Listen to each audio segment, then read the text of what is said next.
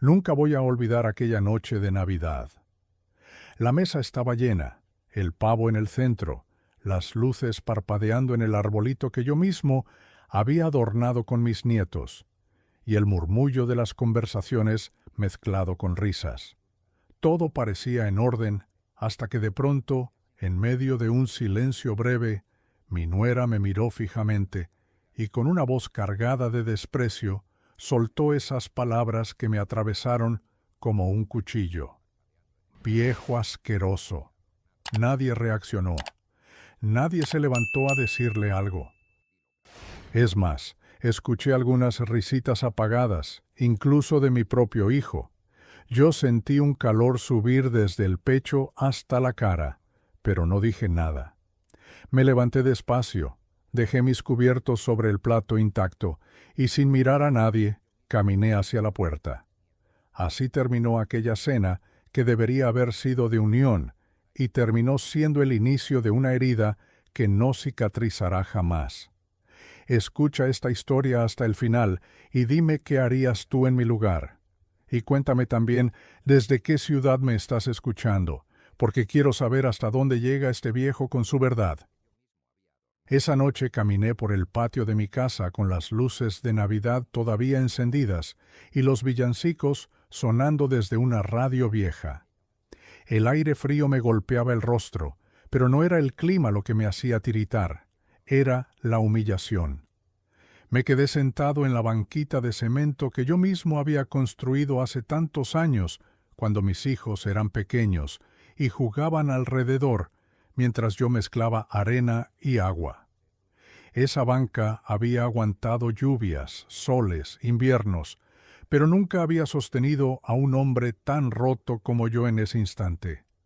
Recordé a Mercedes, mi difunta esposa, y me pregunté qué pensaría ella si hubiera visto a su nuera llamarme así delante de toda la familia.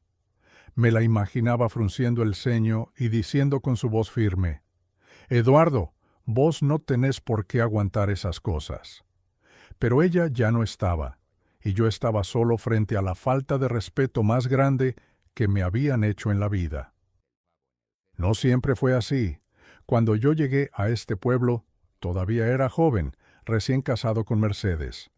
Traíamos poco en los bolsillos, apenas un par de maletas y muchas ganas de trabajar. Alquilamos un ranchito con techo de chapa que goteaba cuando llovía, y allí empezamos a soñar con una vida mejor.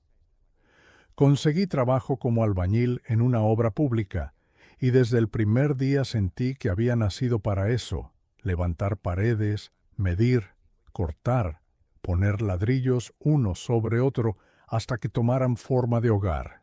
Mercedes lavaba ropa ajena para ayudarme con los gastos, y entre los dos hacíamos rendir hasta la última moneda. La fe también nos sostuvo, porque cada domingo íbamos a misa y pedíamos lo mismo: salud y trabajo. Eso era lo único que necesitábamos para salir adelante. Con los años, poco a poco, juntamos lo suficiente para comprar este terreno, donde ahora se levanta la casa que tanto me costó. Recuerdo bien el día que firmamos la escritura. Mercedes lloraba de emoción, y yo prometí que esa tierra iba a tener una casa firme, de esas que aguantan generaciones. No teníamos arquitectos ni ingenieros, solo mis manos, mis ganas, y algún vecino que venía a dar una mano los fines de semana. Trabajaba en la obra durante el día y al caer la tarde venía hasta acá, encendía una lámpara a querosén y seguía construyendo hasta que el cansancio me vencía. Las manos se me llenaban de callos, la espalda se me doblaba de tanto cargar bolsas de cemento, pero yo seguía porque tenía un sueño: darle a mi familia un techo digno. Cuando nació mi hijo Andrés, las paredes ya estaban levantadas hasta la mitad. Yo me quedaba mirándolo dormir en una cuna improvisada, mientras Mercedes me decía: «Eduardo, este niño va a crecer sabiendo lo que es el sacrificio». Y así fue. Andrés creció viéndome dejar el alma en cada ladrillo, viéndome salir a las 5 de la mañana con la lonchera bajo el brazo, viéndome volver tarde con las botas cubiertas de barro y la frente llena de sudor. Pero nunca me quejé. Al contrario, siempre me sentí orgulloso, porque sabía que todo ese esfuerzo tenía un sentido. Y aunque muchas veces nos tocó comer frijoles con tortillas día tras día, jamás dejamos que faltara un plato en la mesa ni que el niño pasara frío. Con los años terminé la casa. Una construcción sencilla, de paredes gruesas y techo firme, con un taller al fondo donde me dedicaba a la carpintería en mis ratos libres. Mercedes adornaba el jardín con macetas y flores de colores, y yo pintaba cada verja con cuidado. No era una casa lujosa, pero era nuestra, levantada con sudor y con amor. En esa casa celebramos cumpleaños, bautismos, navidades alegres, esas en las que la familia se sentaba a la mesa a cantar villancicos mientras los niños corrían con las caras manchadas de chocolate. Esos recuerdos me sostenían hasta que poco a poco la vida empezó a cambiar. Mercedes se enfermó cuando Andrés ya era un joven adulto. El cáncer nos cayó como un rayo en medio de un día soleado. Fueron meses de dolor, de médicos, de remedios caros. Yo trabajaba de día y la cuidaba de noche. No me importaba no dormir. Lo único que quería era que ella no sintiera que estaba sola en ese camino. Y cuando finalmente se fue, yo sentí que una parte de mí se moría también. Andrés estuvo presente, claro, pero yo fui quien sostuvo su mano hasta el último suspiro. Yo fui quien la despidió en la sala de esta casa que ahora, tantos años después, me quieren arrebatar. Esa soledad me cambió para siempre. Con el tiempo, Andrés se casó con Patricia. Yo traté de recibirla como se debe, como Mercedes hubiera querido, con respeto y cariño. Al principio parecía una muchacha correcta, un poco altiva quizás, pero pensé que el tiempo nos acercaría. Tuvieron 2 hijos, mis nietos, y la casa volvió a llenarse de vida cuando venían de visita. Yo les hacía juguetes de madera, les cocinaba mole o milanesas como me enseñó Mercedes, y ellos reían felices. Pero con el correr de los años, las visitas se fueron haciendo menos frecuentes. Primero venían todos los domingos, después una vez al mes, hasta que casi no aparecían. Y yo me quedaba en esta casa enorme y silenciosa, con las fotos de Mercedes en las paredes y el eco de las risas de antaño. La distancia se convirtió en costumbre, y cada vez que los veía, notaba la mirada de Patricia, esa mirada que me hacía sentir que estaba de sobra en mi propia casa. Nunca me lo decía de frente, pero cada gesto, cada comentario sutil, me empujaba un poco más hacia la orilla, como si yo fuera un mueble viejo que estorbaba en el camino. Y Andrés, en lugar de defenderme, parecía adaptarse a esa idea. «Papá, vos ya trabajaste bastante, ahora tenés que descansar», me decía, pero no con ternura, sino con un tono que escondía impaciencia. Yo no respondía, porque prefería callar a crear un conflicto. Pero el silencio fue acumulándose hasta que llegó esa noche de Navidad donde todo explotó. Esa humillación, esas palabras de viejo asqueroso en la boca de mi nuera, ese silencio cómplice de mi hijo y esas risas apagadas de quienes yo más amaba, fueron la gota que derramó el vaso. Esa noche entendí que mi lugar en la mesa de mi propia familia se había terminado. No protesté, no grité, no hice un escándalo, solo me levanté como quien decide por fin soltar una carga que llevaba demasiado tiempo sobre los hombros. Lo que nadie sabía es que mi silencio escondía una fuerza que todavía no habían descubierto, y lo que pasó después de esa noche fue algo que ellos jamás se hubieran imaginado. Esa madrugada no pegué un ojo. Me quedé sentado en el sillón grande del comedor, mirando las luces del arbolito que parpadeaban todavía, como si no se hubieran enterado de que en esa casa ya no había espíritu de fiesta. Tenía frente a mí la mesa servida, con los platos aún manchados y las copas medio llenas, y en el aire todavía flotaba el olor a pavo recién horneado mezclado con vino barato. Pero nada de eso tenía sentido. Lo único que escuchaba en mi cabeza era esa voz repitiendo «¡Viejo asqueroso!». No era solo la palabra, era la risa después, la complicidad de los demás, el silencio de Andrés. Fue como si de un plumazo hubieran borrado todos los años que yo había dado por esa familia. Me levanté, apagué el árbol y caminé hasta mi escritorio. Allí, donde guardaba los papeles importantes, me quedé un largo rato mirando la caja fuerte. Afuera seguían escuchándose cohetes y fuegos artificiales por la Navidad, pero yo sentía que mi mundo se había hecho pedazos. Abrí la caja y saqué una carpeta que llevaba años sin tocar. En ella estaban mis ahorros, algunos títulos de propiedad, papeles que había acumulado a lo largo de mi vida con la paciencia de quien nunca gasta en lujos, pero tampoco desperdicia una oportunidad. Mientras revisaba cada documento, recordé los años en que me rompí el lomo para guardar ese dinero.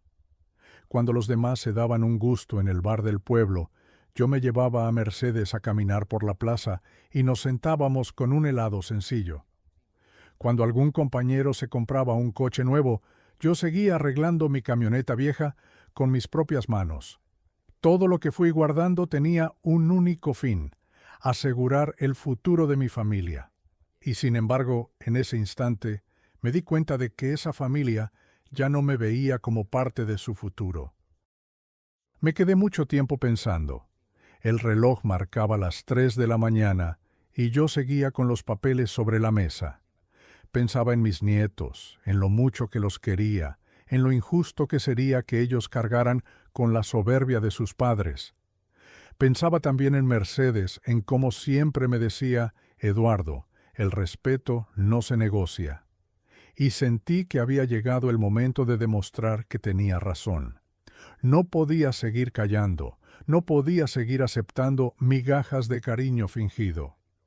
Algo dentro de mí se encendió esa noche, una fuerza que pensé que había perdido con los años, pero que en realidad solo estaba dormida, esperando el instante adecuado para despertar. Al amanecer salí al patio. El aire fresco me limpió un poco la cabeza. El gallo del vecino cantaba como todos los días, indiferente a mi tormenta. Me preparé un mate, me senté en la banquita de cemento y decidí que no iba a dejar que me arrinconaran como a un perro viejo. Yo no era un estorbo, yo no era un mueble que se podía cambiar de lugar. Yo había construido esa casa ladrillo por ladrillo, había levantado esa familia con sacrificio, había enterrado a mi esposa en ese mismo suelo, y si me querían tratar como un despojo, entonces les iba a demostrar que todavía tenía voz y que esa voz podía cambiarlo todo. Pasaron unos días después de aquella Navidad y la rutina parecía volver a la normalidad, pero yo ya no era el mismo. Andrés venía de vez en cuando, siempre con Patricia, y yo notaba cómo ella me miraba con esos ojos de triunfo, como diciendo: «Ya no tenés fuerzas, viejo». Pero se equivocaba. Yo no hacía escándalo, no respondía a sus provocaciones, solo asentía y los dejaba hablar. Mientras tanto, en mi cabeza iba tejiendo un plan. Tenía claro que las palabras no servían de nada. Si quería que entendieran, tenía que hablarles en un idioma que ellos sí respetaban: los hechos. Recuerdo un domingo a la tarde, cuando vinieron a almorzar con los chicos. Yo había preparado guiso de lentejas, ese que tanto le gustaba a Andrés cuando era chico. Serví los platos, pero noté que Patricia apenas probó un bocado y luego dejó la cuchara. Hizo un comentario sobre lo pesado que era ese tipo de comida, y Andrés, en lugar de recordarle cuántas veces se había comido 2 platos enteros en su infancia, simplemente la apoyó. Yo no dije nada, solo los miré. Mis nietos, en cambio, comieron felices, mojando el pan en el guiso y riéndose entre ellos. Esa escena me partió el corazón y al mismo tiempo me dio una certeza. No podía dejarles el futuro en manos de padres que no sabían valorar ni un plato de comida preparado con amor. Esa noche volví a abrir la carpeta de papeles. Me sentí más decidido que nunca. Había llegado el momento de usar todo aquello que había guardado en silencio durante años. No para mí, no para darme lujos a esta altura de la vida, sino para algo mucho más importante. Esa Navidad había marcado un antes y un después. Ellos creían que podían humillarme sin consecuencias, pero yo ya tenía claro que no iba a permitirlo. El verdadero regalo de esas fiestas sería algo que no se abría con moño ni se ponía bajo el árbol, sino una lección que quedaría grabada en sus vidas para siempre. Los días siguientes fueron una mezcla de calma aparente y de tormenta interior. Yo seguía mi rutina como si nada hubiera pasado, barría el patio, regaba las plantas que Mercedes había dejado en macetas alineadas junto a la pared, salía al mercado los martes a comprar verduras frescas, saludaba a los vecinos como siempre. Desde afuera, cualquiera pensaría que mi vida seguía igual, pero dentro de mí se estaba gestando un cambio profundo. Ya no miraba mi casa con los mismos ojos. Cada ladrillo, cada ventana, cada clavo de la carpintería que había hecho yo mismo, se me aparecía como un testigo silencioso de mi esfuerzo, pero también de la traición que se había cometido en esa mesa de Navidad. Me costaba entrar al comedor porque todavía escuchaba ese eco venenoso de viejo asqueroso, y cada vez que lo recordaba me apretaba el pecho una mezcla de rabia y tristeza que apenas podía contener. Andrés apareció un par de veces esos días, siempre acompañado de Patricia. Ella traía esa sonrisa falsa que yo ya conocía bien, esa sonrisa que no tocaba los ojos. «¿Cómo está, suegro?», me preguntaba como si nada hubiera pasado. Yo le respondía con cortesía, pero por dentro hervía. Andrés hablaba de su trabajo, de los problemas de la oficina, como si la humillación de Navidad no hubiera existido.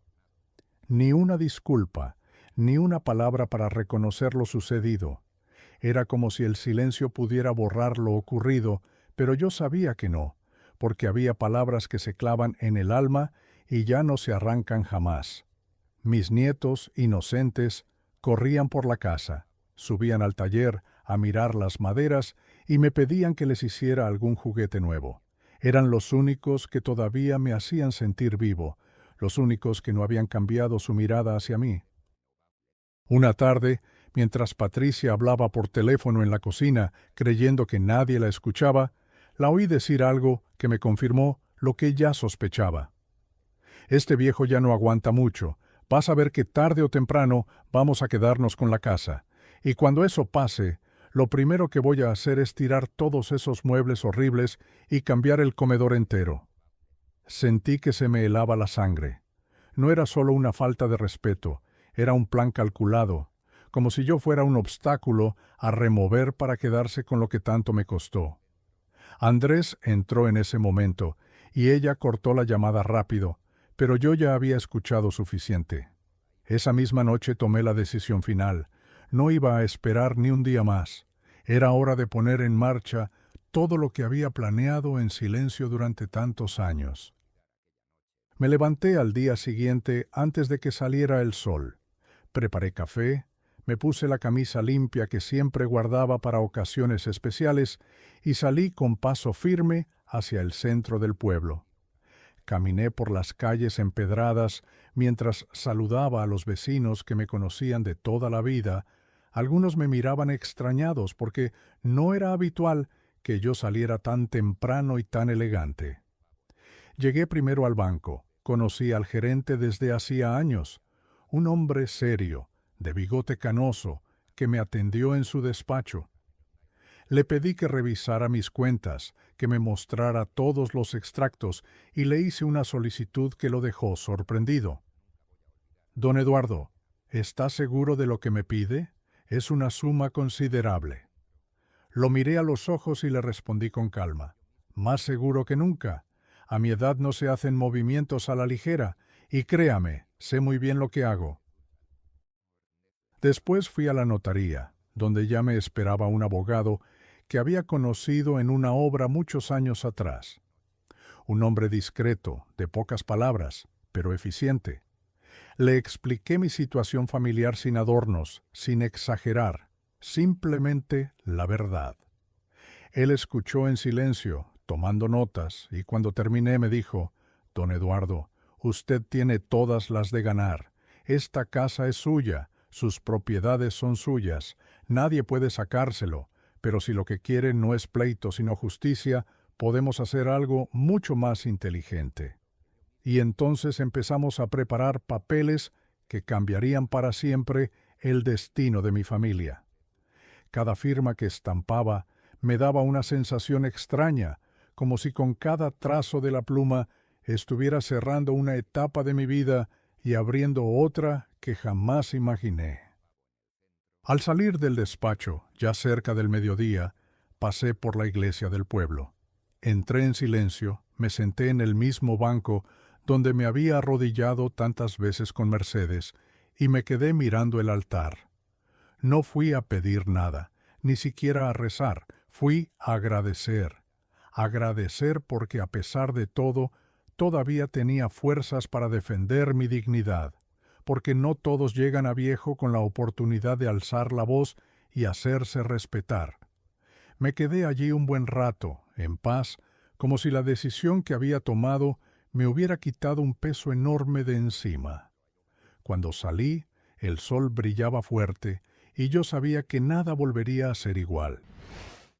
Los días que siguieron fueron extraños, como si el mundo entero siguiera su curso normal mientras yo caminaba con un secreto guardado bajo el brazo. Afuera todo parecía igual, los vecinos barriendo la vereda, los niños jugando en la plaza, los vendedores del mercado ofreciendo frutas y pan fresco, pero dentro de mi casa había un silencio nuevo, distinto, un silencio cargado de espera. Yo seguía mis rutinas para no levantar sospechas, cocinaba mis guisos, lijaba alguna tabla en el taller, regaba las macetas que Mercedes había plantado, pero por dentro sentía una mezcla de ansiedad y serenidad, como el hombre que sabe que está a punto de dar un paso del que no hay regreso. Andrés y Patricia venían a visitarme con más frecuencia de lo normal. No lo hacían por cariño, eso lo tenía claro. Venían a tantear, a revisar, a asegurarse de que yo seguía siendo el mismo viejo manso que se dejaba llevar. Patricia recorría la casa con la mirada como quien mide cada rincón para imaginar reformas. Preguntaba cosas al azar, como si ya estuviera tomando posesión de lo que aún era mío. «¿Hace mucho que no arregla el techo, suegro? Se ve que tiene humedad». Yo sonreía apenas, sin responder, porque ya no necesitaba discutir.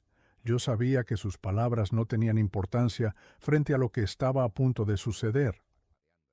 Una tarde, mientras tomábamos café, Andrés me habló con esa voz condescendiente que tanto me dolía.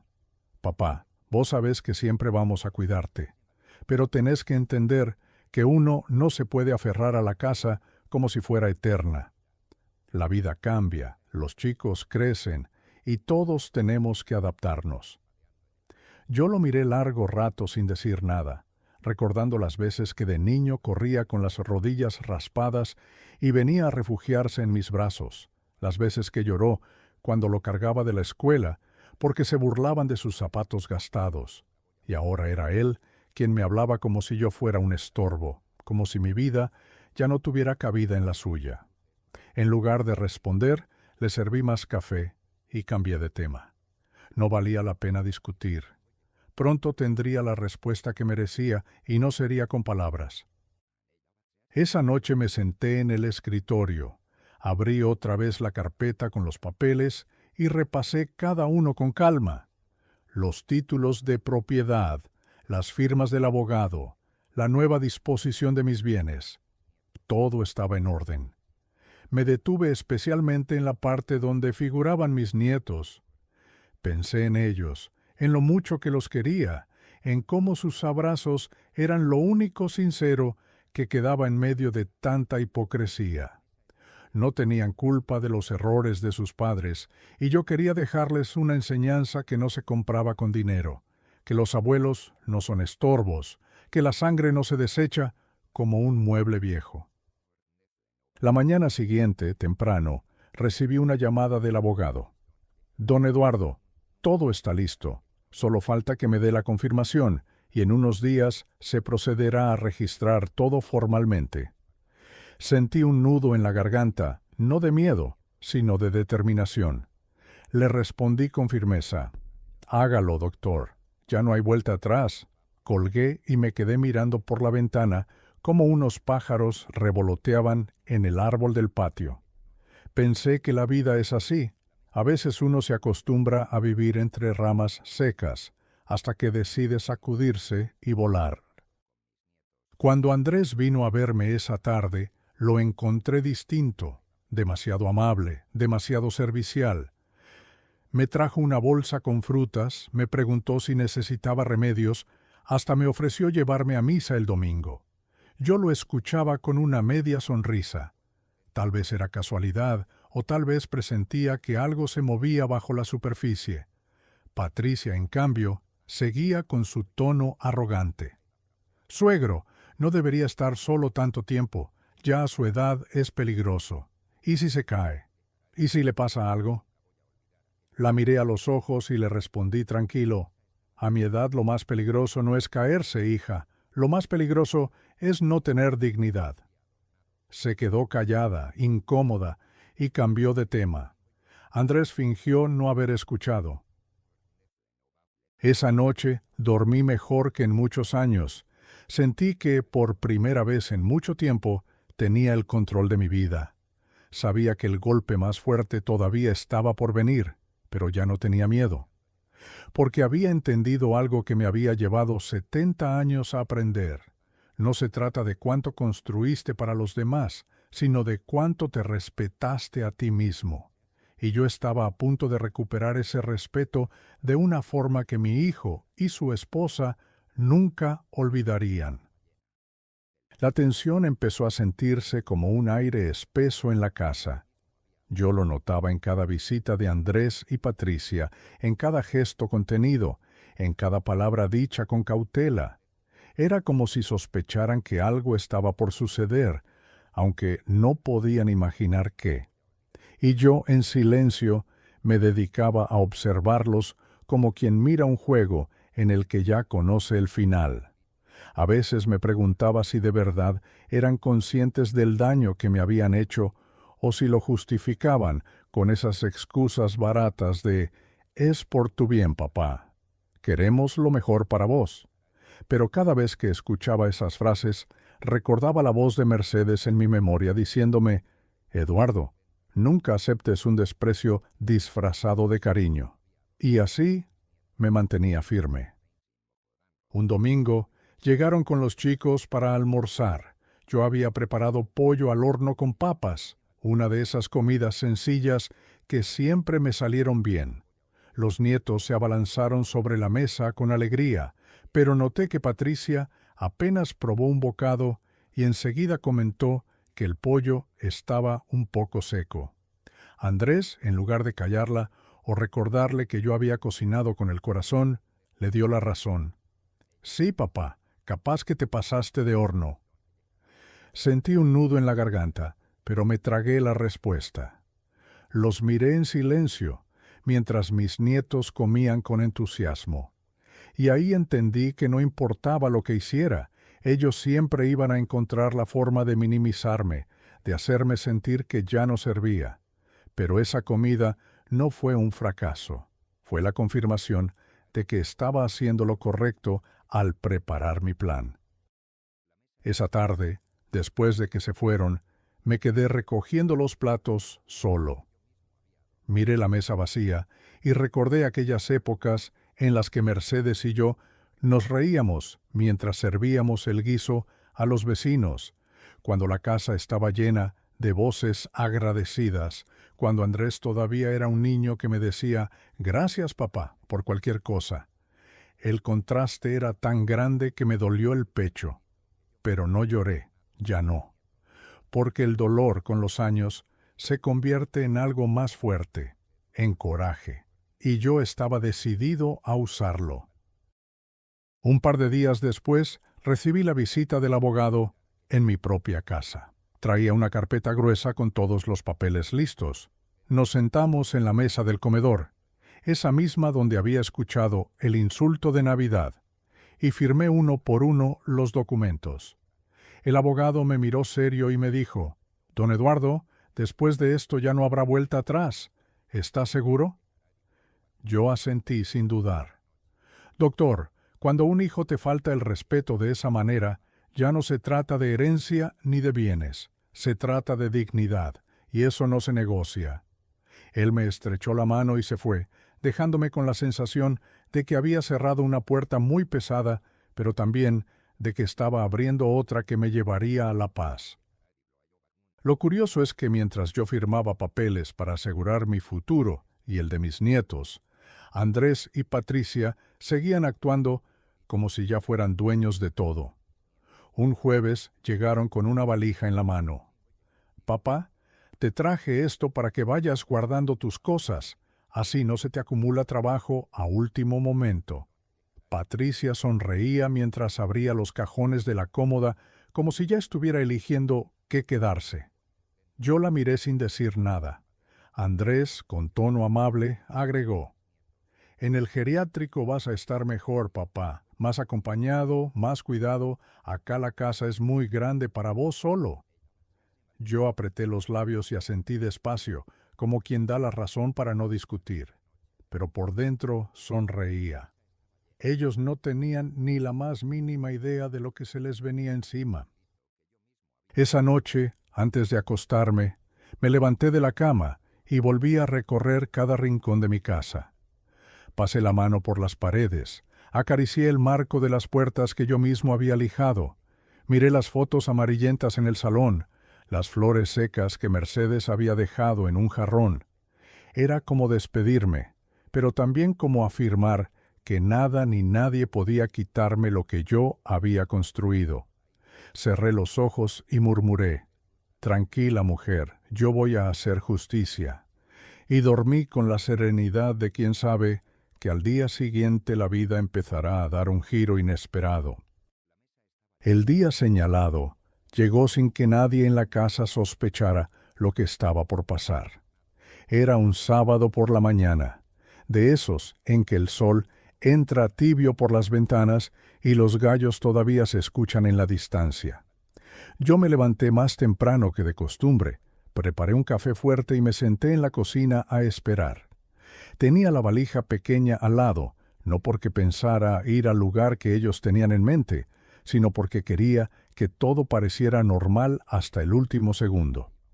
Afuera, el barrio seguía con su rutina de fin de semana. Los niños jugando en la vereda, el vecino regando el jardín, el panadero tocando la bocina de su camioneta. Nadie sabía que esa mañana estaba a punto de marcar un antes y un después en mi vida y en la de mi hijo. A las 9 en punto llegó Andrés con Patricia y los chicos, él con una sonrisa forzada, ella con esa actitud de dueña de casa que tanto me hervía la sangre. «Papá, ¿listo? Hoy es el gran día», me dijo Andrés mientras dejaba la valija que él mismo había traído la semana anterior junto a la puerta. Los niños me abrazaron con fuerza, preguntando por qué tenía que irme a esa casa nueva donde había otros abuelos. Se me hizo un nudo en la garganta, pero respiré hondo y les acaricié el pelo. «El abuelo los quiere mucho, no lo olviden nunca», les dije, y ellos asintieron sin entender del todo. Patricia, en cambio, se ocupaba de dar órdenes a los hombres que descargaban un camión de mudanza. «Esa mesa, pónganla cerca de la ventana, el sillón grande en el salón», decía como si la casa ya le perteneciera. Andrés me apuraba con gestos.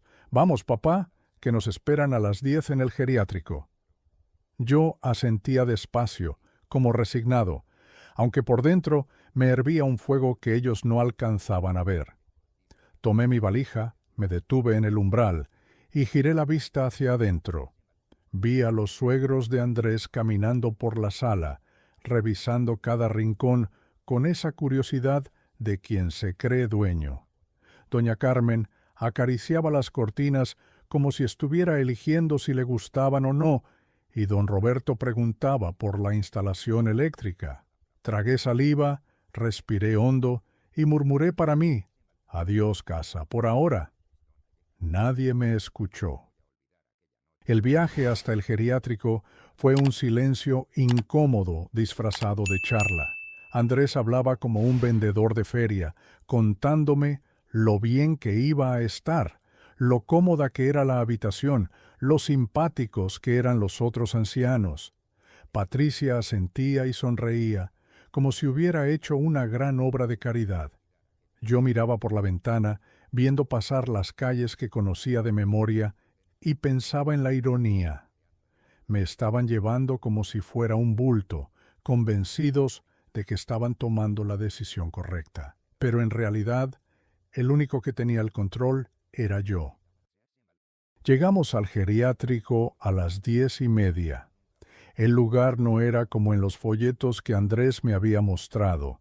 Las paredes grises, el olor a desinfectante mezclado con sopa recalentada, ancianos mirando por las ventanas con ojos apagados.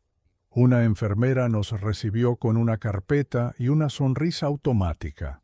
«Usted debe ser el señor Ramírez, bienvenido. Su hijo ya nos explicó su situación». Mi situación, así lo llamaban. Como si yo fuera un problema a resolver, un paquete que se deposita y listo. Andrés firmaba papeles, Patricia revisaba los horarios de visita. Yo, en cambio, saqué discretamente mi teléfono del bolsillo y envié un mensaje que había escrito la noche anterior. Un mensaje corto, pero contundente, dirigido a mis vecinos, a mis compadres, a la gente que me conocía desde hacía décadas. Hoy mi hijo me deja en un geriátrico para quedarse con mi casa, pero él no sabe lo que está por descubrir. Guardé el teléfono y esperé. A las 11 en punto sonó mi celular. Era el abogado. Contesté con calma: «Sí, doctor». Su voz firme me confirmó: «Don Eduardo, los papeles ya fueron entregados en su casa. Su hijo debe tenerlos en este momento». Colgué despacio y levanté la vista. Andrés todavía estaba conversando con la enfermera, sonriendo satisfecho. Me acerqué y le puse una mano en el hombro. «Hijo», le dije, «acabas de recibir algo muy importante en casa. Te recomiendo que lo leas». Me miró confundido, como cuando era niño y no entendía la tarea de la escuela. «¿Qué cosa, papá? ¿Qué papeles?» Yo sonreí apenas. «Anda a casa, Andrés. Ahí vas a entender». Él buscó el celular en su bolsillo, llamó a Patricia. Alcancé a escuchar cómo su voz del otro lado se ponía nerviosa. Andrés palideció, colgó y me miró como si me viera por primera vez. «¿Papá? ¿Qué hiciste?»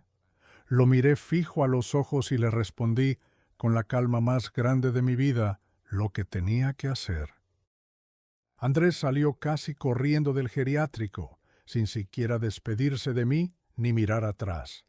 Patricia lo esperaba en casa, con los papeles abiertos sobre la mesa del comedor, esa mesa donde hacía apenas unos días yo había servido pollo al horno para todos.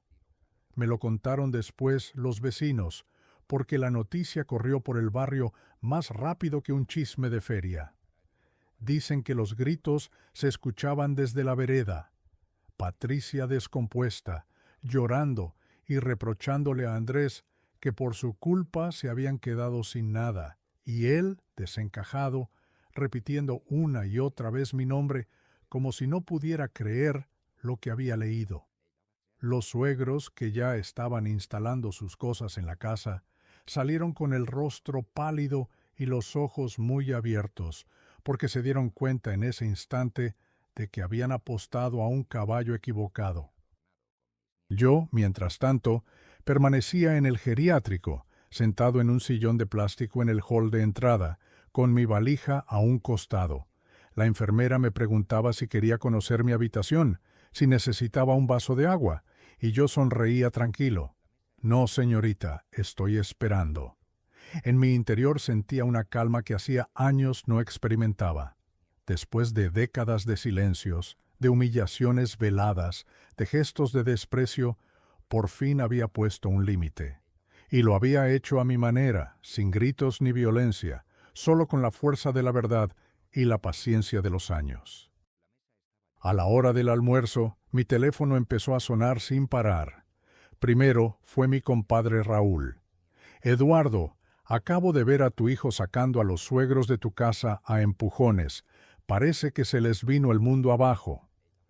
Después me llamó la almacenera, alarmada. Don Eduardo, ¿usted está bien? Su nuera está llorando en la vereda, todo el barrio la vio. ¿Es cierto que lo habían mandado al geriátrico? Y yo solo respondía con pocas palabras. Estoy bien, no se preocupe.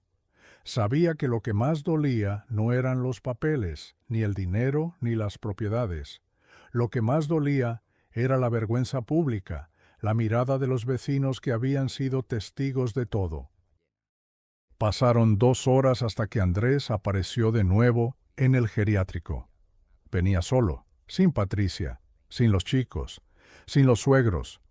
Su cara estaba desencajada, los ojos rojos de tanto llorar o de tanta rabia, no lo sé. Se sentó frente a mí, apoyó los codos en la mesa baja y dejó los papeles que yo ya conocía sobre la superficie. Los empujó hacia mí, como si fueran pruebas de un crimen.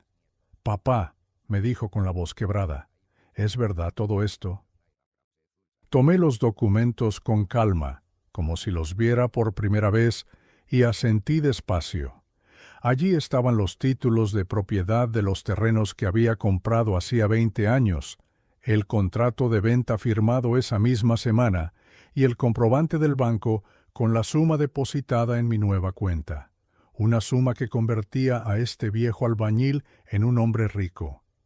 Levanté la vista y le respondí, «Sí, hijo, todo es verdad. Ese viejo inútil al que trataste de meter en un geriátrico resulta que no era tan pobre como pensabas». Andrés se tapó la cara con las manos y empezó a sollozar. Yo lo miré en silencio, sin rencor, pero sin compasión tampoco, porque no era el momento de suavizar las cosas, era el momento de que entendiera. «Papá, yo no lo sabía», murmuró entre lágrimas. Y yo le contesté, «Ese es el problema, Andrés. Nunca quisiste saber. Nunca te preguntaste cómo estaba, qué hacía, qué guardaba. Nunca te importó nada más que tu comodidad y la de tu esposa, y ahora es tarde». Saqué entonces otro papel de mi bolsillo, un documento que el abogado me había preparado con sumo cuidado. Lo puse sobre la mesa y se lo empujé despacio. «Esto es lo que va a pasar con mi fortuna», le dije. Andrés lo tomó con manos temblorosas, leyó unas líneas y levantó la vista con desesperación. «No, no podés hacerme esto, papá». Yo lo interrumpí. «No te lo hago a vos, hijo, esto lo hago por mí, por tu madre que en paz descanse, y por mis nietos, y porque ya era hora de ponerle un freno a tanto desprecio». Él bajó la cabeza, derrotado, y yo por primera vez en muchos años me sentí libre.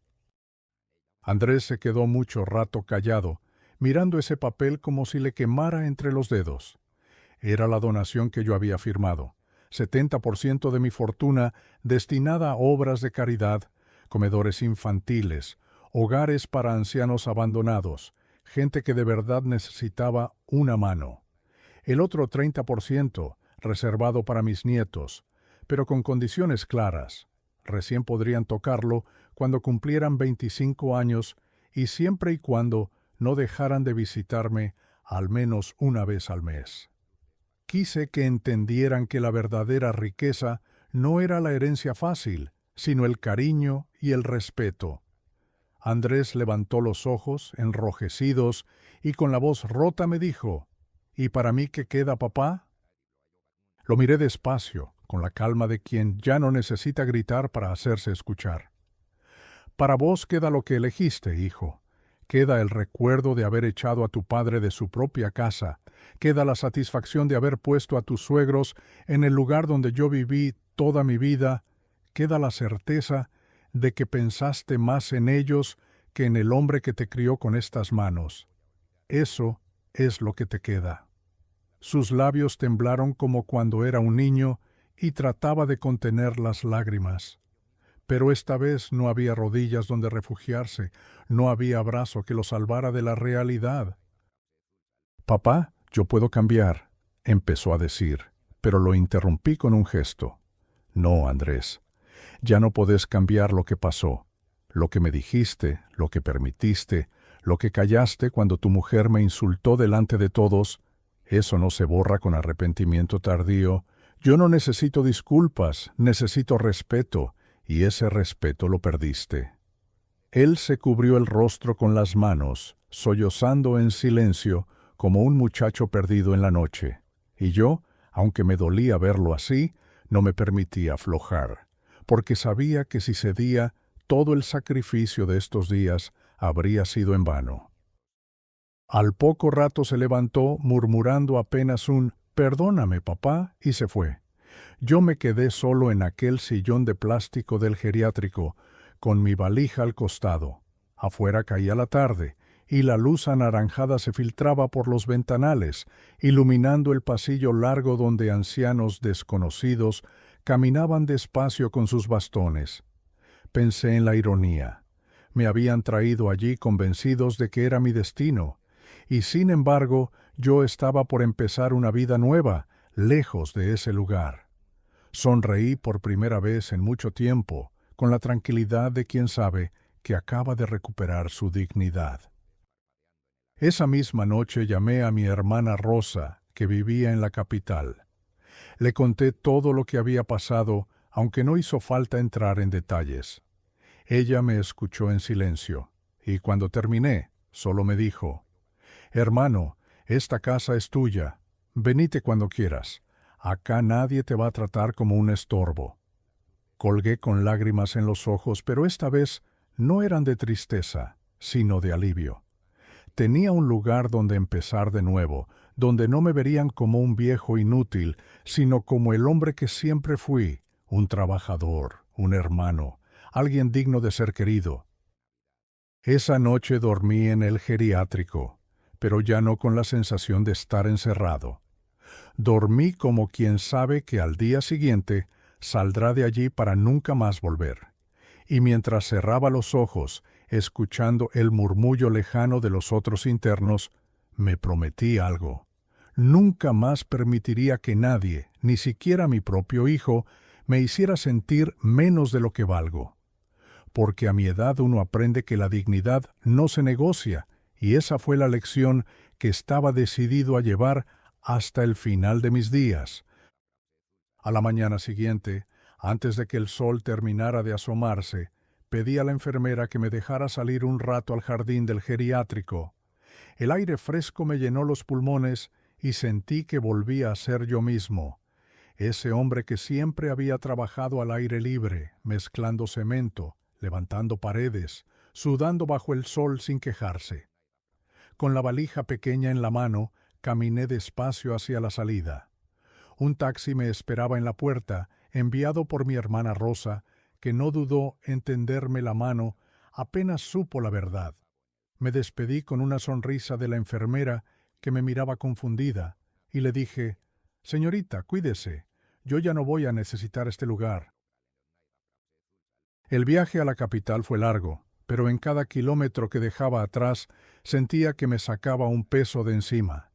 Miraba por la ventana los campos, las casitas dispersas, los niños caminando hacia la escuela, y pensaba en cuánto había cambiado mi vida en tan poco tiempo. Atrás quedaba la humillación, atrás quedaban los silencios de Andrés y las miradas venenosas de Patricia. Delante de mí se abría algo nuevo, desconocido, pero limpio. Me sorprendí sonriendo al recordar a Mercedes, imaginándola sentada a mi lado diciéndome: «¿Ves, Eduardo? Al final pudiste. Rosa me recibió en su casa con los brazos abiertos.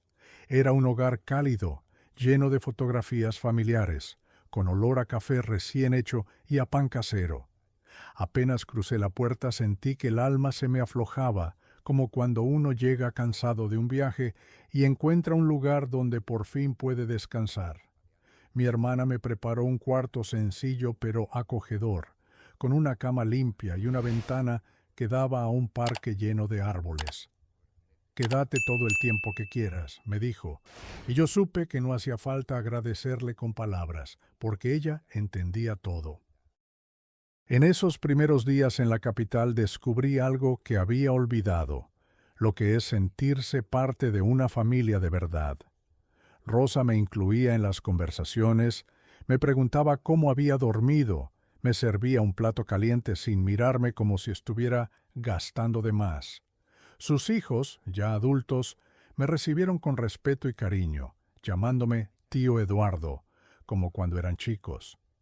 Me di cuenta de que no todo estaba perdido, de que todavía existía un espacio donde yo era valorado, no por lo que tenía o dejaba de tener, sino por lo que era.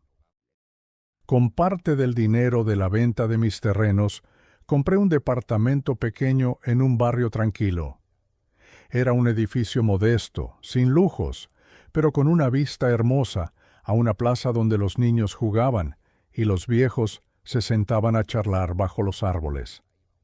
Lo amueblé con lo justo, sin ostentación, pero con detalles que me recordaban a Mercedes. Un florero en la mesa, un cuadro de la Virgen en la pared, unas sillas de madera que yo mismo lijé y barnicé. Ese lugar se convirtió en mi refugio, en mi nuevo hogar, un sitio que respiraba paz. Con el tiempo, empecé a hacer cosas que nunca había podido hacer mientras trabajaba sin descanso. Me anoté en un taller de carpintería para mayores, donde conocí a otros viejos con historias parecidas a la mía. Allí estaba don Facundo, un exferroviario que había sido echado por sus hijos de la casa que construyó y que ahora hacía juguetes de madera para vender en la feria. Nos hicimos amigos enseguida, compartíamos mates en el parque y jugábamos al dominó en el club del barrio. Él me dijo una frase que se me grabó: «Eduardo, la verdadera venganza no es destruir a quienes te hicieron daño, la verdadera venganza es vivir mejor que nunca». Y tenía razón. Un día, por casualidad, acompañé a Rosa a un comedor infantil donde ella colaboraba como voluntaria. Me pidieron si podía ayudar a servir la comida, y sin darme cuenta, terminé sentado rodeado de niños que me escuchaban contar historias de cuando era albañil. Uno de ellos, un chiquito de ojos grandes, me preguntó: «¿Usted sabe hacer casas, abuelo?». Yo sonreí y le respondí: «Claro que sí, con estas manos levanté la mía». Y entonces lo vi brillar de ilusión. Ese instante me hizo comprender algo. Aunque había perdido un hijo, todavía podía ser abuelo para muchos. Volví al comedor semana tras semana, y cada vez que entraba los niños corrían a abrazarme gritando: «Abuelo Eduardo». Me conmovía ver cómo esos chicos que no tenían casi nada me regalaban tanto cariño sincero, un cariño que mi propia sangre había dejado de darme. Allí encontré un nuevo sentido para mis días. Mientras en mi antigua casa todo se derrumbaba, en ese comedor yo construía algo distinto, una familia del corazón. El tiempo pasó y mi vida empezó a tomar un rumbo que jamás hubiera imaginado. Yo, que había sido echado de mi propia casa en la noche más sagrada del año, ahora encontraba calor y compañía en un comedor lleno de niños que me adoptaron como su abuelo. Con parte de mi dinero ayudé a financiar meriendas para más de 200 chicos, y un rincón del comedor ahora lleva mi nombre: Rincón del Abuelo Eduardo. Allí hay una mesa de madera que fabriqué con mis propias manos, rodeada de sillas pequeñas donde los niños se sientan a dibujar y a escuchar mis historias. Nunca pensé que los brazos de tantos chiquitos desconocidos me darían el abrazo que me negó mi propio hijo. Mientras tanto, las noticias del barrio me llegaban una tras otra. Los suegros de Andrés no aguantaron más de 2 semanas en mi casa. Las peleas con Patricia eran constantes. Los gritos se escuchaban hasta en la vereda. Terminaron alquilando un departamento pequeño con lo poco que les quedaba. Andrés, en cambio, se quedó solo, rodeado de paredes que le recordaban cada día lo que había perdido. Patricia lo dejó, llevándose a los chicos a vivir con sus padres. Y él quedó allí, encerrado entre muebles que yo había comprado, pero vacío de todo lo que da sentido a una casa, el respeto y el amor. Pasaron meses sin saber de él, hasta que un día recibí una llamada inesperada. Era Andrés, con la voz apagada. Me dijo que estaba arrepentido, que la soledad le pesaba como una losa. Papá, me equivoqué. Perdí a mi mujer, a mis hijos y sobre todo a vos. ¿Qué puedo hacer ahora? Lo escuché en silencio. No le respondí con rabia ni con reproches, porque ya no lo sentía. Solo le dije la verdad. Lo que perdiste, hijo, no lo recuperás con palabras. Eso se construye con hechos, y los hechos llevan tiempo. Colgamos, y aunque me dolió, supe que ya no era yo quien debía cargar con su culpa.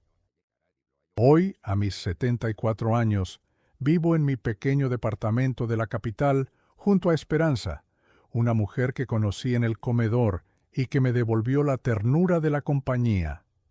Nos casamos por civil en una ceremonia sencilla, rodeados de amigos y de esos niños que me llaman abuelo. En las tardes caminamos por el parque, tomamos mate en la plaza y planificamos nuestro primer viaje juntos a las cataratas del Iguazú. Nunca creí que a esta edad podría volver a empezar, pero entendí que la vida siempre da segundas oportunidades si uno se atreve a tomarlas. Y aquí estoy, un viejo que lo perdió todo en una Navidad, pero que también lo ganó todo de otra manera. Perdí un hijo, sí, pero encontré una familia del corazón. Perdí una casa, pero gané un hogar lleno de risas sinceras. Perdí dinero, pero hallé paz. La dignidad que recuperé no tiene precio, y ahora sé que nunca es tarde para levantar la cabeza y empezar de nuevo. Y vos que escuchaste mi historia hasta el final, dime algo. ¿Qué vale más en la vida, heredar bienes o heredar valores?